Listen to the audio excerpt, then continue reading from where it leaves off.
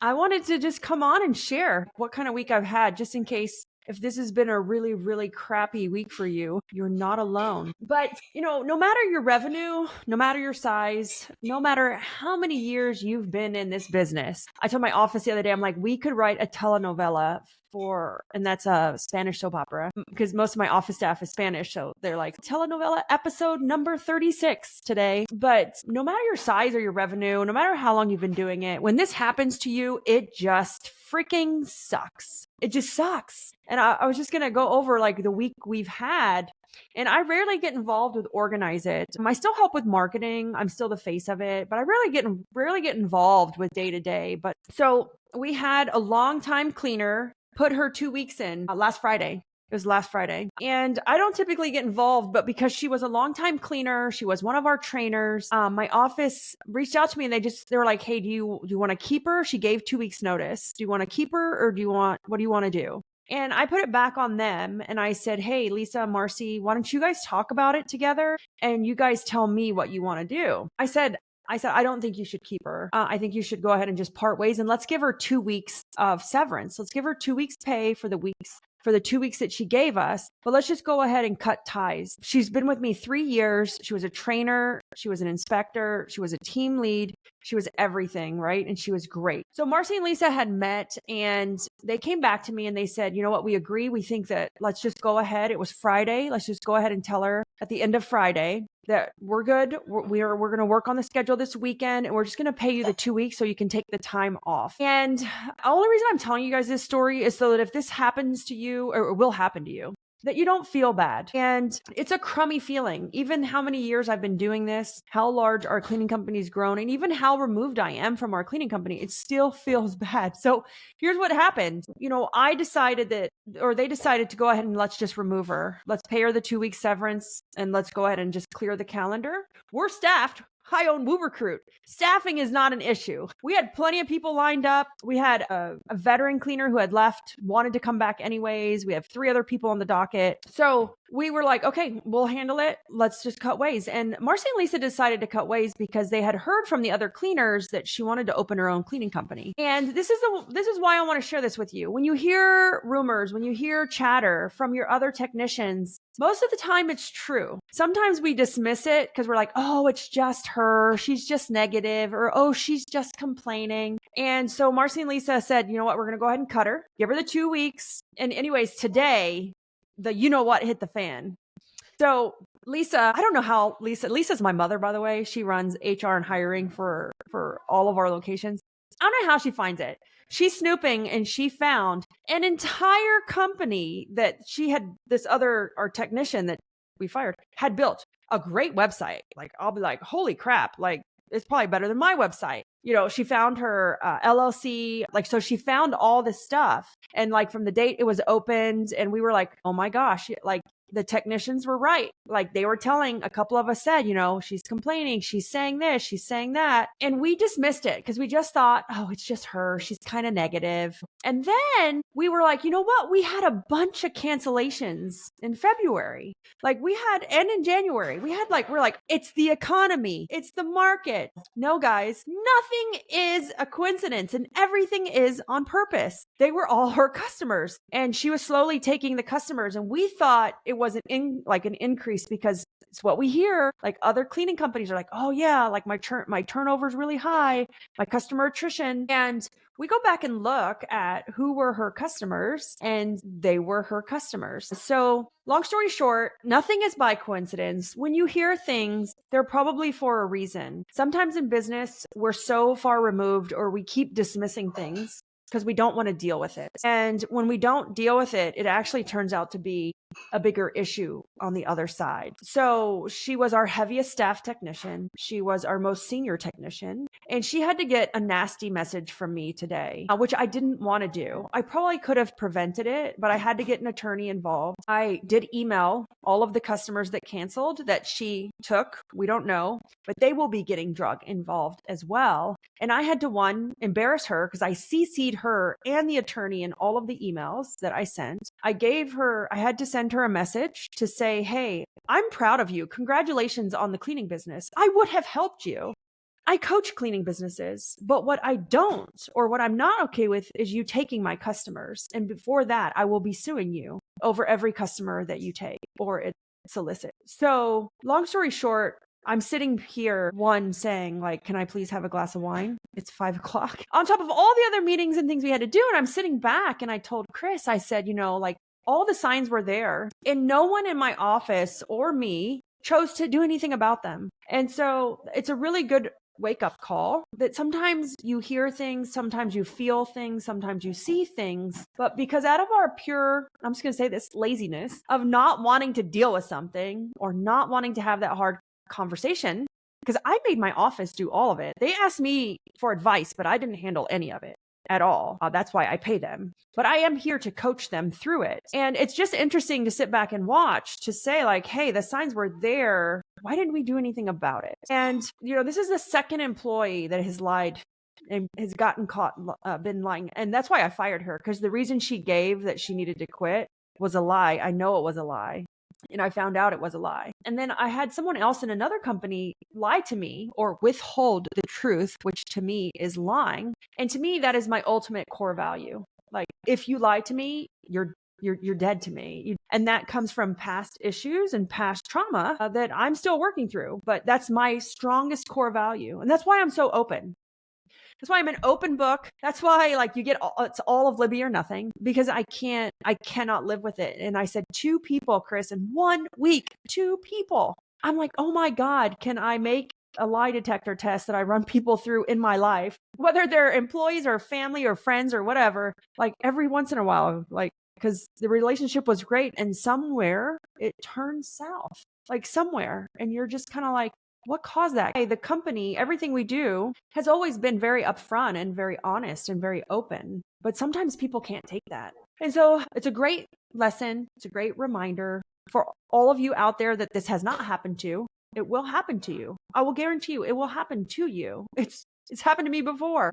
But I said, man, this poor girl, she caught me on a bad day, a bad week, because when it happened to me in the past, I confronted the technician. I've done the thing, but like this time I was like, call the lawyer, email sent, cease and desist made. I'm not giving her 2 weeks, of course. And then I CC'd her in every email that I sent to the customer, calling out in her lie. So I said, oh, this poor little girl, she crossed me on the wrong year. I don't know if it was the wrong day or year, because I've been on a roll in 2025. But it's a great reminder. And I just want to bring it back to when we hear the chatter, whether it's from a customer, whether it's from another technician, whether it's from a friend or a family member, even if it has nothing to do with your business.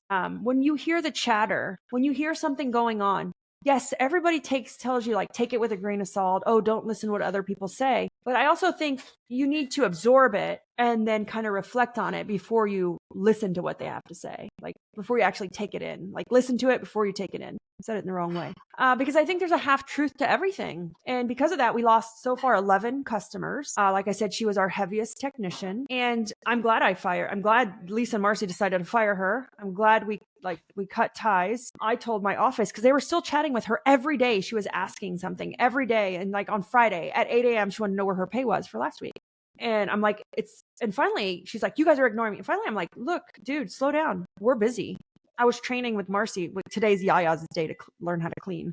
Lisa's out today and Gabby's manning the office. Pep down. And people don't act like that if they're not guilty of something. So I thought it was a great reminder, a great wake up call. Are you avoiding the hard things? Are you avoiding them? And then when they become too hard, they're miserable. Like they're miserable. So whether you're an office manager or you're managing an office or you have an office that's being managed by people, ask yourself, are you or is your team, your office, your assistant, are they avoiding the hard things or are they kind of addressing them when they come in, when they need to be handled? Because my office, unfortunately, they let it get too far, but it was a great lesson to learn. And like I said, this poor little girl, she caught me on a wrong day because I'm going to take her. I'm like, I'm going to drag her through the mud. I don't care if she opened a cleaning company. She's taking 11 customers. So you don't mess with my staff, my team, and my family. If you guys want to see any of the information that I use, like the emails I sent to the customers to warn them that they will be dragged into litigation because of this, what I said to her, or what any of the information I sent her, just let me know. I'm happy to PM it to you guys. But great lesson. It's going to happen to you. And here's the thing at the end of the day. Did I let it upset me? Yeah, a little bit. I liked her. Like, I generally cared for her. She's been with me 3.5 years. We have amazing retention. And I did let it affect me a little, because if it doesn't affect you, I'm sorry, you're not human. I'm just going to call BS on that. If it doesn't affect you, you're not human. I got upset. It's like, where did the relationship start to go south? You can't have someone with you for 3 years and then be miserable the whole time. It went south somewhere. And so what I want to reflect on and what I want to learn from, is this something that we did, or is this a life change in her life? If it's a life change in her life, I can't do anything. But if it's something we did, we need to learn from this lesson. And that's why it upset me. I don't know when it went south. I'm pretty far removed from the day-to-day, but my office should know when did it go south? My office manager, the person in charge of the cleaning technicians, because that's a lesson for us to say, like, what did we do? What could we do better? How could we have changed this before it went that far? But the person that did this to me in the past got a different version of me. I'm much more educated now. I have no fear whatsoever. Like, I know many of us in my past, especially me, I wouldn't do that because I'm like, oh my God, what if she leaves me a bad Google review? Like, what if she goes and says something on social media? I'm like, I don't care. Like, you're a liar and I will call you out. I just called her out to all 11 people that she took, that she flat out lied to us. And I would like you to ask her, where is her insurance, her bonding, her workman's comp, her license? Ask her, because that's what you gave up. And so I called out them too. I'm much more educated and I'm not scared. Like, she can go on Google and give me 100 bad reviews. I don't care.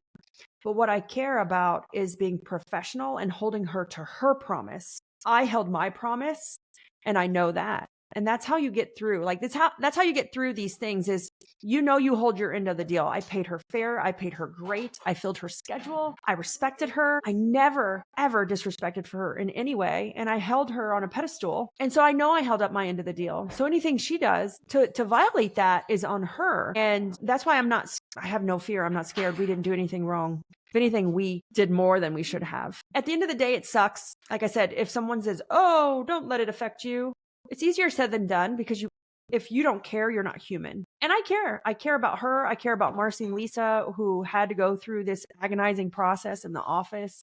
I've only had 2 people do it to me in 6 years. 2 people. So it's not like it happens every day, but it's a great lesson. Where did it go south? What could we have done? Was it on her? And yeah, for you guys that want the information, I'll just drop it to you. It's nothing that ChatGPT can't generate, but it's the prompt or how I talked to ChatGPT to get me what I wanted from a stern, professional, but direct, plain spoken English way. I'm a ChatGPT prompt master. Well, actually, my husband is a master. And so, but I'll share those things with you guys. And at the end of the day, hey man, business is hard. If she wants to open a cleaning company, my office is like, it's hard.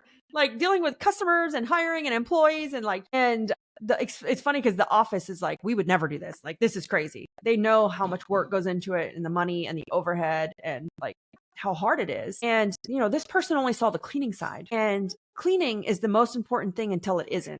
And that's what I said to everyone who retained her. Cleaning is the most important thing until it isn't, right? Until you break something, until something goes missing, until you get hurt, till she leaves your house unlocked, till she sends a non-background checked 1099 in your house. Cleaning is the most important thing until it isn't. And that's the only thing our cleaners see. Our technicians see that, and they don't see all of the work and struggle that goes into it. So I'm not upset because she's my competitor. She's not my competitor. She has a long way to go. I have 6 years in front of her, and years and thousands of dollars of knowledge invested in growing and scaling my cleaning company. So if this happens to you, I don't want you to think, oh my God, they're another competitor. They're not a competitor. Where I'm upset is the lying. I can't tolerate the lying. I can't deal with the lying. And taking customers, you're now not just hurting me, you're hurting your own, who supposedly were your friends, the other technicians and the office staff as well. But it's about morals and calling them out. And like I said, I CC'd the customer, past customer, her, and the attorney all in the email. Let's just say I haven't heard back from her. I've heard back from a few of the customers that don't want to get involved. So if it happens to you, don't take it lying down. Be professional. and hold them to the promise, one that you made, and to the promise they signed.